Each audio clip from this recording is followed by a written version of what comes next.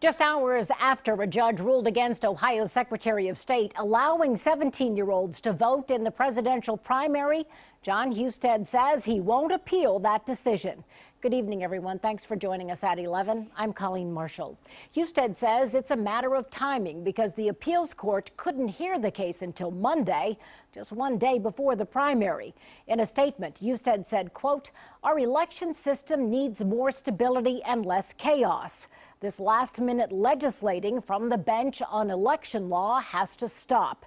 As a result, we will not proceed with an appeal on this decision, and I will direct all county boards of elections later this evening to comply with the court order." NBC4's Rick Reitzel spoke to a few of the 17-year-old plaintiffs in that lawsuit, and he's live tonight with continuing coverage. Rick? Well, Colleen, what does this ruling mean to 17-year-old voters? The previous Secretary of State's ruling took some of those voting rights away, but this latest decision by the courts and Secretary of State gained those rights back. A group of 17-year-olds cheered in front of the Secretary of State's office when they heard they had won the lawsuit allowing them more voting rights.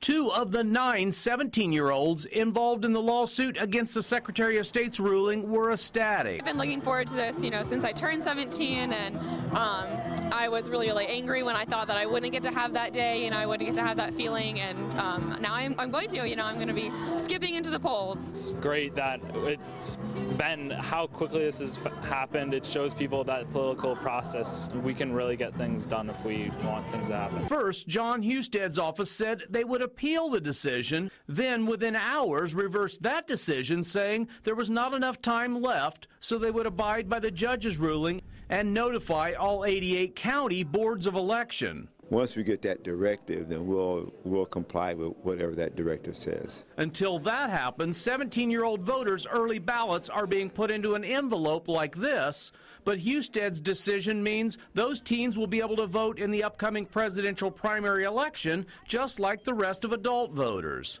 I'm just so happy, I'm really over the moon that it worked out for us. Now, you could see the frustration in Husted's statement where he said the courts made a last-minute ruling. Now, this early voting will still be open for 3 more days. You have limited voting times on Saturday and Sunday and a full day on Monday. On Morris Road, Rick Reitzel, NBC4. All right.